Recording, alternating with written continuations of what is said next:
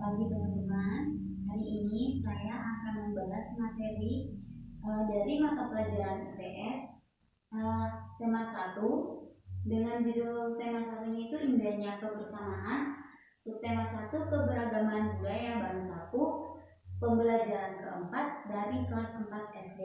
Nah, hari ini yang akan kita pelajari adalah tentang apa itu masyarakat, apa saja ciri-ciri masyarakatnya. Terus yang kedua ada lingkungan, apa saja itu lingkungan, apa pengertian dari lingkungan. Terus yang ketiga itu adalah perilaku santun. Yang keempat toleran dan peduli. Nah, di sini kita akan lihat bagaimana apa saja pengertian dari masyarakat. Nah, pengertian dari masyarakat adalah sekelompok orang dalam sebuah sistem semi tertutup dan semi terbuka yang sebagian besar interaksinya itu adalah antara individu yang berada dalam kelompok tertentu. Jadi, suatu masyarakat itu terbentuk karena setiap manusia menggunakan perasaan, pikiran, dan hasratnya untuk bereaksi terhadap lingkungannya. Hal tersebut menunjukkan bahwa manusia adalah makhluk sosial yang secara kodratnya itu saling membutuhkan satu sama lain. Jadi manusia itu merupakan makhluk sosial yang hidupnya itu harus bergantung pada manusia lain. Jadi tidak hidup hanya sendiri. Yang kedua itu ada ciri-ciri masyarakat. Nah, yang pertama itu berada di wilayah tertentu, yang kedua itu hidup secara berkelompok, yang ketiga itu terdapat suatu kebudayaan, yang keempat terjadi perubahan, yang kelima terdapat interaksi sosial, yang keenam terdapat pimpinan, dan yang ketujuh terdapat stratifikasi sosial. Nah, berada di wilayah tertentu setiap masyarakat, nah contohnya macam di lingkungan sekitar tempat tinggalnya kalian, di situ kan ada apa ya yang bisa disebut dengan kompleks atau RT RW. Nah, di situ kan kalian berada di suatu wilayah tertentu, jadi itu merupakan ciri-ciri masyarakat. Nah, yang kedua hidup secara berkelompok. Nah, di satu kompleks atau di suatu wilayah tertentu itu terdapat setiap kakak atau yang disebut dengan kepala keluarga. Nah, itu mereka itu akan membuat dari setiap rumah atau orang-orang tertentu itu akan membuat suatu kelompok. Jadi contoh misalnya teman-teman sore kalau sudah tidak ada aktivitas perkumpulan untuk bermain, misalnya seperti itu. Nah, terdapat suatu kebudayaan di dalam suatu wilayah tertentu juga mendapat suatu kebudayaan. Misalnya di kompleks tertentu anak-anaknya itu lebih suka belajar atau suka berkumpul terus main-main sepeda. Nah, itu kan suatu kebiasaan atau suatu adat istiadat yang biasanya dilakukan di wilayah tertentu. Nah, terus ada pun terjadi perubahan. Nah, yang terjadi perubahan itu misalnya di suatu kompleks tertentu juga ada semisal jalannya dulu jalannya tuh belum diperbaiki, terus masih bolong-bolong, jadi jalannya tuh belum rata, jadi harus karena adanya terjadi perubahan, makanya jalannya tuh sudah diperbaiki. Akhirnya pas kalian bermain sepeda atau berjalan itu jalannya sudah tidak berlubang-lubang lagi, tapi jalannya itu sudah lurus. Nah, terdapat interaksi sosial. Nah, kenapa bisa terdapat interaksi sosial? Nah, di mana kalian itu teman-teman bermain misalnya di suatu kelompok, terus kalian tuh saling berbicara kepada teman satu sama satu dengan yang lain. Misalnya halo nih, kamu kemana? Terus kamu bantuin aku mengerjakan tugas. Nah, itu kan sudah terdapat interaksi sosial. Atau Wi, kamu bantu dong bantuin aku dari buku bisikan halaman rumahku. Nah, itu kan sudah menjadi satu interaksi sosial. Nah, di dalam suatu wilayah tertentu itu juga terdapat misal di Salatiga ada wali kota. Tapi kalau di kompleks kayak gini pasti kan ada RT atau kepala RT. Nah itu merupakan ciri-ciri masyarakat. Nah yang terakhir itu adalah stratifikasi sosial. Itu bagaimana apakah benar-benar dia itu berada di dalam status sosial yang berada di dalam lingkungan tertentu. Nah selanjutnya kita akan membahas tentang yang ketiga. Yang pertama kan tadi sudah ada pengertian, yang kedua ada ciri-ciri, terus yang ketiga ada unsur-unsur masyarakat. Nah unsur-unsur masyarakat itu yang pertama ada sekumpulan orang banyak, yang kedua ada golongan, yang ketiga itu ada perkumpulan atau yang disebut dengan asosiasi, dan yang keempat itu ada kelompok. Jadi unsur-unsur masyarakat itu ada 4. Yang pertama tadi itu sekumpulan orang banyak, yang kedua adalah golongan, yang ketiga itu perkumpulan atau asosiasi, dan yang keempat adalah kelompok. Nah kita akan melihat dari yang pertama. Yang pertama itu sekumpulan orang banyak. Nah dalam hal ini sekumpulan orang banyak itu yang berada dalam suatu tempat tertentu. Jadi sekumpulan orang banyak dalam suatu tempat tertentu, misalnya dalam kompleks Cemara, ada orang-orang tertentu di situ. Jadi sekumpulan orang banyak dalam kompleks Cemara itu kan merupakan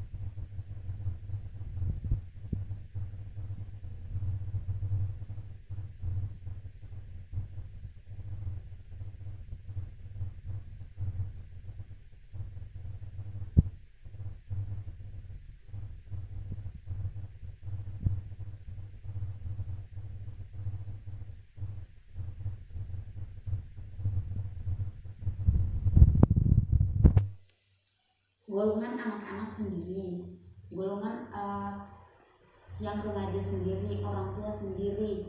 Nah orang tua juga masih bisa terbagi, golongan bapak-bapak atau ibu-ibu. Nah seperti itu. Dan peran mereka juga masing-masing. Misalnya kalau orang tua, peran orang tua kan berbeda dengan peran anak. Kalau orang tua menjaga, mendidik. Nah kalau sebagai anak berarti kita tuh cuma harus patuh terhadap orang tua, seperti itu.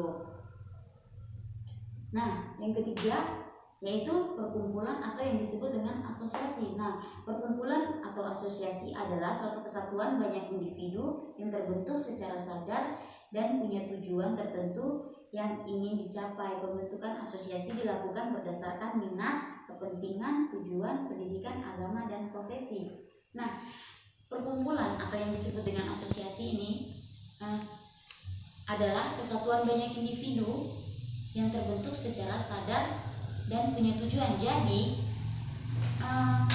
misalnya lagi ada di sini ada mau mengadakan rapat besar-besar nih, terus masing-masing orang kan datang, ini setiap rumahnya, rumah. Nah, mereka tuh akan berkumpul di sini dan mereka tuh akan membahas. Nah, di sini mereka akan membahas. Nah, pas mereka kumpul di sini kan mereka mendapat mereka kan punya tujuan mengapa mereka tuh harus kumpul di sini. Semisal ini rumahnya Pak RT, terus ini rumah. Nah, mengapa tuh mereka tuh harus bisa kumpul di sini? Karena mereka tuh punya tujuan. Nah, punya tujuan yang ingin mereka capai, makanya mereka itu bisa berkumpul di situ. Oke, yang berikut adalah kelompok. Nah, kelompok di sini juga itu kelompok itu berbeda dengan asosiasi atau yang tadi disebut dengan perkumpulan. Nah, kalau kelompok itu merupakan unsur masyarakat yang lebih kecil, adapun berbeda karakteristiknya. Jadi kita dapat lihat itu terdapat struktur, kaidah dan pola tertentu. Jadi perkumpulan sama kelompok itu berbeda ya. Perkumpulan atau asosiasi sama kelompok itu berbeda. Kalau kelompok itu terdapat struktur, kaidah dan pola tertentu, sedangkan yang keduanya tuh terdapat interaksi antara anggota kelompok. Jadi di dalam kelompok itu mereka dapat berkomunikasi seperti itu. Yang ketiga itu adanya kesadaran setiap anggota bahwa mereka adalah bagian dari suatu kelompok. Jadi mereka tuh sadar kalau kelompok itu mereka tuh sadar kalau mereka itu punya bagian dari suatu kelompok tertentu. Nah, contohnya kalau misal anak-anak yang suka main sepeda nih, nah mereka tuh sadar kalau mereka tuh anak-anak yang suka main sepeda, jadi mereka tuh akan membuat suatu kelompok. Jadi mereka, oh ini kelompok geng sepeda kami seperti itu. Atau jangan jauh sekarang musim game kan, nah anak-anak kan sering main game. Nah mereka tuh akan berkumpul, terus mereka tuh oh mereka tuh bagian dari suatu kelompok untuk bermain game seperti itu. Nah, yang keempat, kan tadi kita sudah bahas nih tentang pengertian, ciri-ciri, unsur-unsur. Sekarang kita akan bahas tentang macam-macam masyarakat. Nah, macam-macam masyarakat itu ada dua. Yang pertama masyarakat primitif atau masyarakat sederhana. Nah, yang kedua itu masyarakat modern. Nah,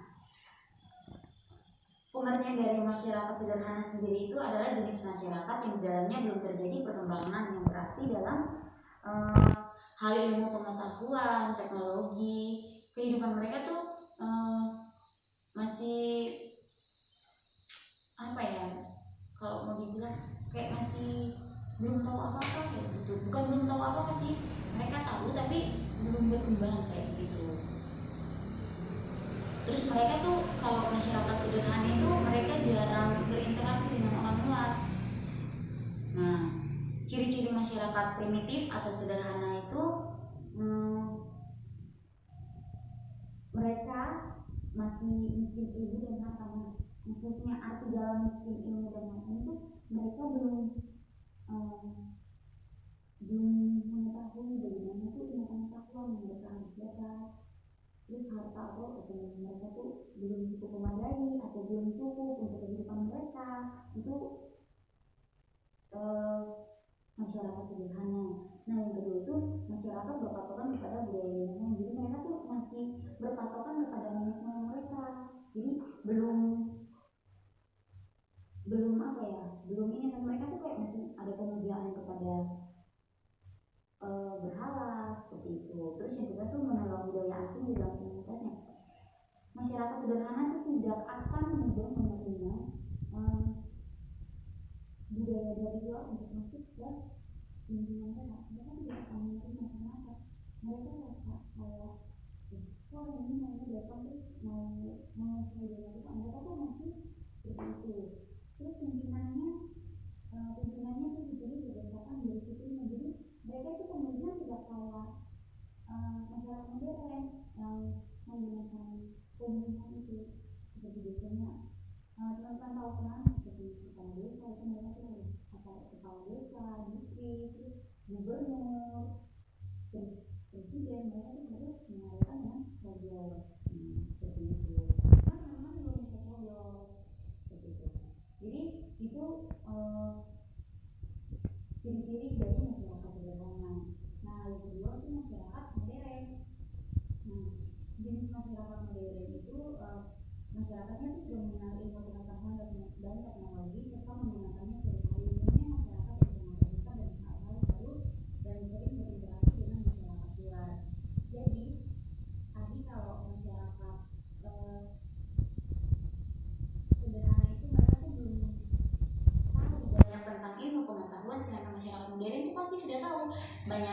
pengetahuan. Nah, terus setiap individu dalam masyarakat modern itu sangat menghargai waktu. Jadi mereka tuh masyarakat modern itu ciri-cirinya mereka tuh sangat menghargai waktu. Terus pimpinan yang dipilih itu seperti kalau tadi di masyarakat sederhana mereka tuh masih memilih secara garis keturunan, atau mungkin karena keluarga ini jadi mereka yang harus dipilih. Nah, kalau masyarakat modern itu mereka akan melihat pemimpin itu dari kemampuan orang tersebut. Jadi mereka tuh tidak hanya asal memilih, tapi mereka lihat dia tuh mampu melakukan apa.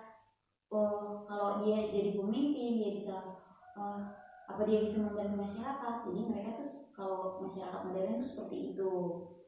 Terus mereka itu terbuka sama orang asing. Jadi ada orang yang datang mereka tuh langsung cepat berteman, berakrab sama orang dari luar, tidak seperti masyarakat sederhana. Jadi kita kan sudah membahas sebuah materi nih, masyarakat, terus lingkungan. Nah, sekarang kita akan masuk yang ketiga, yaitu perilaku santun. Nah, dalam hal ini pasti teman-teman sudah tahu apa itu perilaku santun, bagaimana, atau ada yang belum tahu. Nah, kalau misalnya ada yang belum tahu, nah di sini saya akan menjelaskan apa itu perilaku santun. Nah, perilaku santun itu dapat memberikan banyak manfaat atau pengaruh yang baik terhadap seseorang, terhadap teman-teman maupun orang lain. Nah, sopan santun itu berarti peraturan hidup yang timbul dari hasil pergaulan sekelompok manusia di dalam masyarakat dan dianggap sebagai tuntutan pergaulan sehari-hari masyarakat. Nah, jadi perilaku santun itu sikap sopan santun patutlah dilakukan, kita lakukan itu di mana saja kita berada sesuai kebutuhan lingkungan tersebut. Jadi di mana kita berada, kita tuh harus selalu menunjukkan sikap santun kita terhadap orang. Jadi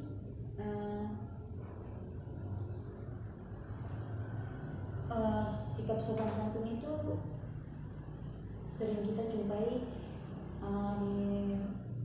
di tempat kita berada. Misalnya kalau di sekolah teman-teman bermain, terus ada teman yang duduk-duduk berjejeran, kan tidak mungkin kamu lewat saja langsung halo selamat siang, kan tidak, pasti kan halo selamat siang, permisi teman-teman saya mau lewat. Nah, itu adalah salah satu sikap sopan santun yang kalian tunjukkan terhadap teman kalian atau guru sedang duduk di dalam kelas, terus teman-teman nih pengen ke toilet.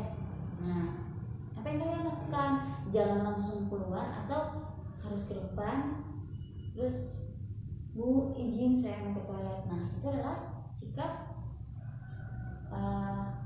santun terhadap guru seperti itu. Nah, di sini ada 3 contoh perilaku santun. Yang pertama itu perilaku santun di lingkungan keluarga itu kalian harus menghormati orang tua. Jadi kalian tuh harus bertingkah laku yang baik, lemah lembut, berkata jujur, tidak melakukan perbuatan yang menyakiti perasaan atau hati orang tua. Terus kalian itu tidak boleh berbohong sama orang tua, tidak menuruti perintah atau melanggar peraturan yang orang tua sudah buat. Jadi kalian itu harus selalu mendengar apa yang orang tua katakan. Jadi kalau macam semisal orang tua menyuruh ayo Markus bantu ibu belikan supermie di kios, terus Markus harus menjawab, ya ibu baik, saya akan pergi dan saya akan membeli mie, seperti itu. Jadi kalian itu tidak boleh membantah apa yang orang tua suruh pada kalian, seperti itu. Nah, yang kedua juga itu kalian tuh harus menyayangi kakak adik. Jadi dalam rumah itu tidak boleh bertengkar, harus saling menyayangi,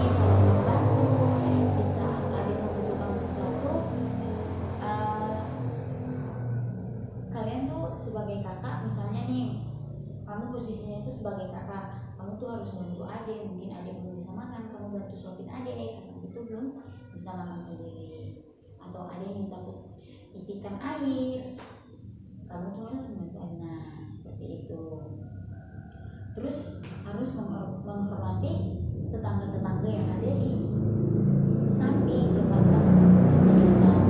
Jadi misal kalau malam, kalau sudah lewat dari jam 12 itu, jangan jam 12, jam 10 itu pasti tetangga-tetangga itu sudah pada istirahat. Kita tidak boleh memutar musik yang besar-besar, mengganggu tidurnya tetangga. Itu tuh salah satu perilaku santun terhadap tetangga.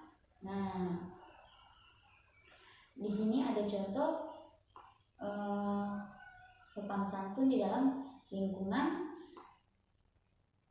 tempat kita menimba ilmu atau yang disebut dengan sekolah. Nah, kita tuh harus menjaga tingkah laku kita seperti berperilaku baik, menghormati guru, menghargai teman. Nah, itu yang harus dilakukan di lingkungan sekolah. Jadi kita tuh harus menghormati guru, menghormati teman, menjaga tingkah laku kita. Kita tidak boleh kalau misal di sekolah nih guru bilang, ayo Markus bantu ibu untuk menyapu.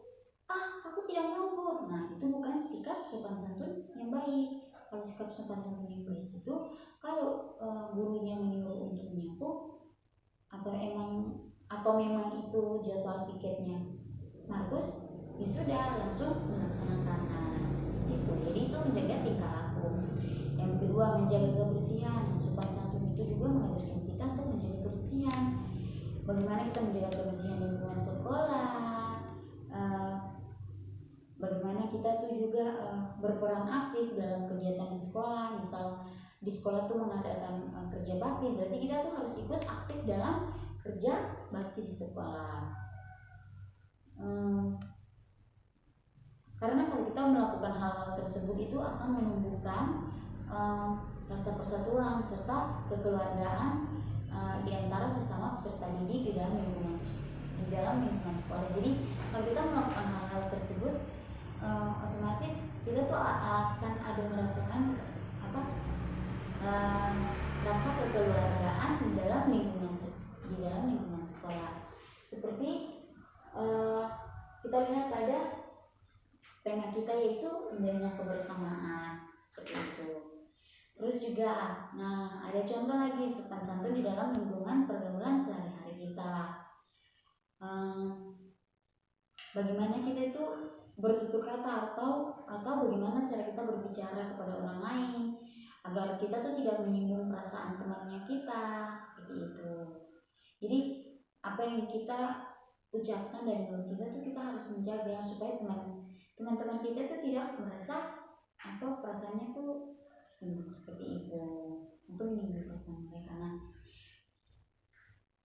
Nah, terus tidak membicarakan kejelekan teman atau tetangga. Jadi apapun kejelekan tetangga kita, apapun kelakuan buruknya tetangga kita sebagai anak yang sopan santun, kita tidak boleh membicarakan hal-hal atau keburukan dari tetangga atau teman atau orang lain, seperti itu. Yang ketiga itu kita tuh harus berkata jujur, karena dengan kita berkata jujur maka orang lain itu akan tetap senantiasa mempercayai kita. Jadi kita tidak boleh berbohong. Jadi teman-teman atau adik-adik tidak boleh berbohong. Karena apa? Karena kalau kalian berbohong, orang sudah tidak akan mempercayai kalian. Dan dengan kalau mereka sudah tidak akan mempercayai kalian, otomatis orang-orang tersebut akan menjauh dari kalian. Jadi kepercayaan itu atau kejujuran itu tuh sangat penting. Jadi apapun yang terjadi kalian harus berkata jujur, seperti itu. Nah, di sini juga ada manfaat dari perilaku sopan santun yang kita lakukan untuk diri kita sendiri maupun untuk orang lain. Manfaat sopan santun bagi diri kita sendiri itu kita harus menghormati diri kita, harus menghargai diri kita, agar sebelum kita dihargai atau menghargai orang lain, kita harus menghargai diri kita sendiri, agar kalau kita keluar ke lingkungan yang sudah besar, kita tuh akan disukai oleh banyak orang dimanapun tempat kita kita tuh berada seperti itu. Yang kedua, itu dapat menumbuhkan rasa persaudaraan, pertemanan, dan persahabatan. Manfaat sopan santun buat diri kita sendiri itu, jadi kalau kita santun terus kita tuh baik kepada siapa saja, pasti di luar tuh teman-teman akan menyayangi kita, mereka akan menganggap kita tuh sebagai teman, saudara. Bisa juga ada yang menganggap kita tuh sebagai orang tua. Karena apa? Kalau kalian tuh sopan santun, pasti teman-teman kalian, kalau kamu berbicara, pasti mereka tuh akan mendengar seperti itu. Terus itu akan mendapat kepercayaan dari orang lain. Jadi kalau kamu tuh anaknya sopan santun tuh berarti kepercayaan orang lain kepada kamu tuh atau kepada teman-teman itu jelas-jelas itu mereka akan langsung percaya, karena mereka lihat, oh anaknya ini baik, selalu berkata jujur, melakukan sesuatu tidak pernah bersungguh-sungguh seperti itu. Nah, yang kedua itu manfaat sopan santun bagi orang lain. Jadi mereka tuh akan merasa dihargai dan dihormati oleh orang lain. Jadi ketika kamu menghormati orang yang lebih tua atau teman-teman di sekitar tempat kamu berada, itu mereka akan merasa mereka itu dihargai oleh orang lain. Jadi mereka tuh pasti yang ada tuh mereka merasa senang, bahagia. Coba kalau ada orang tua yang lewat terus ada anak-anak yang bermain, terus mereka tuh bicara, maksudnya kata-katanya tuh tidak sopan, cara bertutur kata mereka tuh tidak sopan pada orang tua, pasti yang ada itu orang tua, orang yang lebih tua itu akan marah. Nah, itu kan membawa dampak yang negatif, bukan dampak yang positif atau hal yang baik atau hal yang buruk seperti itu. Nah, jadi manfaat sopan santun bagi orang lain juga dapat menumbuhkan rasa persahabatan atau persaudaraan seperti yang tadi sudah manfaat sopan santun bagi diri kita sendiri. Jadi begitu itu anaknya baik-baik, pasti mereka tuh akan menganggap kita nih orang yang paling mereka sayangi. Nah, teman-teman, yang pertama kan tadi kita sudah membahas tentang masyarakat, apa itu pengertian masyarakat, ciri-ciri masyarakat, apa saja unsur-unsur dari masyarakat, macam-macam masyarakat. Nah, sekarang kita akan masuk ke yang kedua. Ini kan tadi pertama itu sudah menjelaskan, kita masuk ke yang kedua itu adalah lingkungan. Nah, pengertian lingkungan itu adalah kombinasi antara kondisi fisik yang mencakup keadaan sumber daya alam seperti tanah, air, energi, matahari, serta flora dan fauna atau hewan dan tumbuhan. Nah,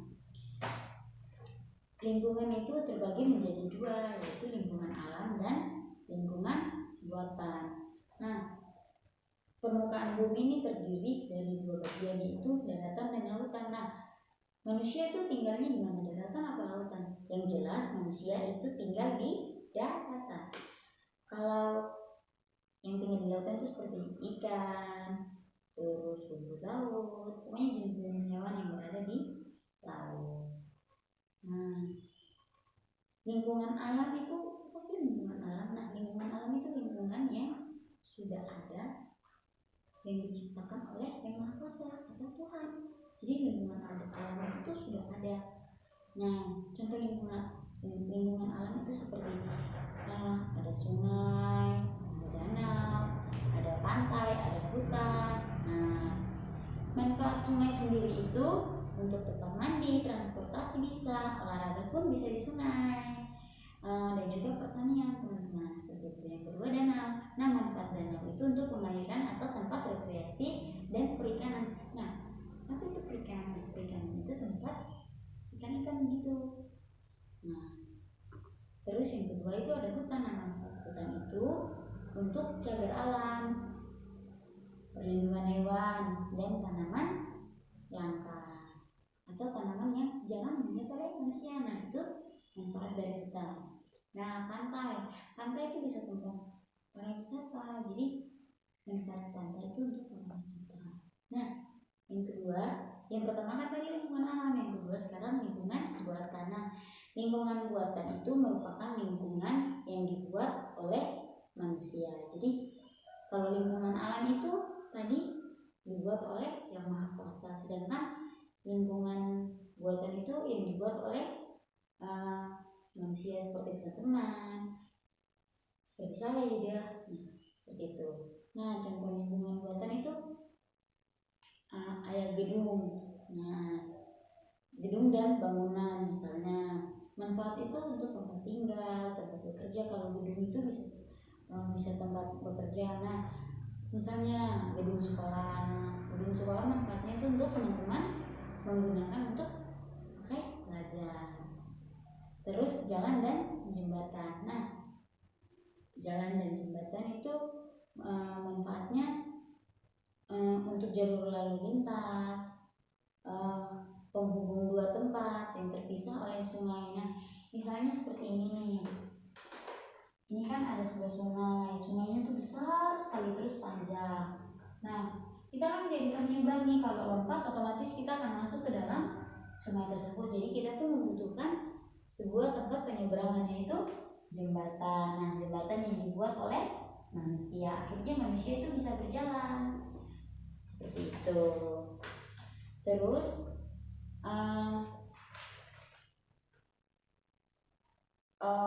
contoh lingkungan buatan yang itu ada sawah. Nah, manfaat sawah itu untuk lahan pertanian untuk masyarakat. Jadi masyarakat yang bertani, sawah itu sangat berguna untuk mereka, supaya mereka itu menghasilkan padi.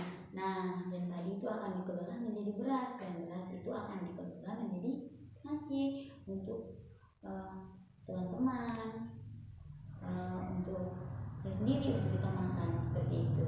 Itu manfaat sawah. Terus ada juga pelabuhan, stasiun, terminal. Nah, itu manfaatnya untuk alat transportasi bagi masyarakat. Misalnya kalau pelabuhan tempat bersandarnya kapal. Terus kalau macam terminal itu untuk tempat parkirnya bis stasiun, itu untuk kereta seperti itu. Jadi lingkungan alam dan lingkungan buatan itu harus kita jaga agar tetap bisa dimanfaatkan oleh manusia.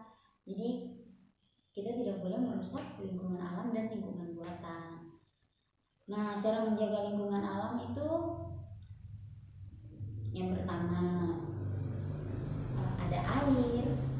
Bagaimana cara kita menjaga pelestarian air? Dengan cara tidak membuang sampah di sungai. Terus kita juga melakukan penghijauan dan penanaman untuk menggunakan air sesuai kebutuhan yang kita butuhkan.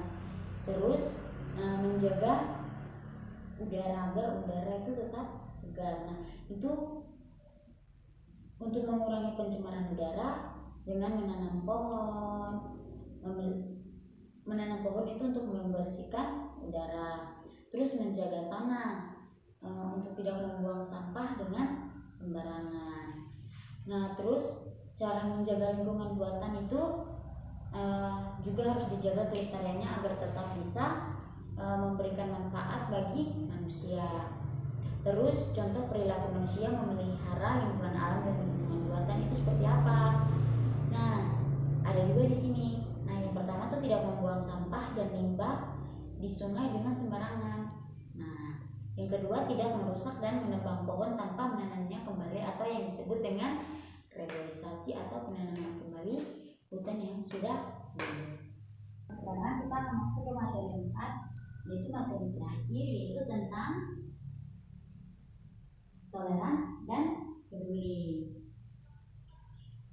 Kalau dengar kata toleran dan peduli, pasti teman-teman sudah tahu apa itu toleran dan peduli. Nah, kalau toleran itu apa sih? Toleran dan apa tuh peduli? Nah, toleran dalam perbedaan itu jadi sikap saling menghargai, menghargai orang lain. Contoh toleransi kita terhadap budaya teman kita, agama teman kita, lingkungan tempat tinggalnya teman kita. Nah, itu adalah salah satu sikap toleransi yang harus kita tunjukkan kepada teman-teman kita. Misalnya nih, kalau sikap toleransi terhadap agama, kalau teman kita sedang beribadah, kita harus menghargai teman kita yang sedang beribadah, walaupun kita tuh berbeda agama, beda tempat ibadah. Nah seperti itu. Terus kan teman-teman kan anak sekolah nih, kalau di kelas sebelum belajar kan pasti gurunya nyuruh untuk menunjukkan satu anak untuk berdoa. Nah karena di dalam satu kelas itu kan berbeda-beda agamanya teman-teman, jadi kalau berdoa itu, jadi kalau ayo teman-teman mari kita berdoa, jadi kata-kata yang atau kalimat yang kita ucapkan tuh, teman-teman mari kita berdoa menurut agama dan kepercayaan kita masing-masing. Nah itu kan kita sudah melakukan toleran atau menghargai teman kita yang beragama lain. Terus sikap peduli kita terhadap orang lain itu seperti kalau misal macam teman kita nih sedang sakit, kita karena kepedulian kita itu terlalu besar, akhirnya kita membantu teman kita yang sakit. Mungkin pas di kelasnya lagi sakit, kok temannya panas tinggi, langsung cepat-cepat ke sana karena kamu peduli, kamu langsung pergi laporkan ke ibu, bu, si Teni lagi sakit. Oh iya bu, dia tuh sudah panas dari tadi, karena kamu peduli makanya kamu segera menolong dia dengan cara melaporkan ke guru kalian, seperti itu. Terus kalau toleransi juga itu toleransi kepada agama. Terus yang kedua juga tuh ada terhadap suku atau keberagaman budaya. Jadi kita tuh harus menghargai budaya teman-teman kita yang lain, karena Indonesia ini banyak sekali budaya agama seperti itu. Jadi kita tuh harus saling menghargai. Oke, baik, sekian hari ini materi pembelajaran IPS dengan tema indahnya kebersamaan, terus keberagaman budaya bangsaku, tentang masyarakat, lingkungan, perilaku santun, toleran, dan peduli. Materi kita berakhir pada hari ini, dan dengan yang saya harapkan dari pengertian ciri-ciri dari keempat poin inti masyarakat, lingkungan, perilaku santun, toleran, dan peduli ini dapat bermanfaat bagi teman-teman, bagi kehidupan teman-teman ke depannya, supaya teman-teman itu menjadi anak yang lebih baik, seperti itu. Sekian dan terima kasih.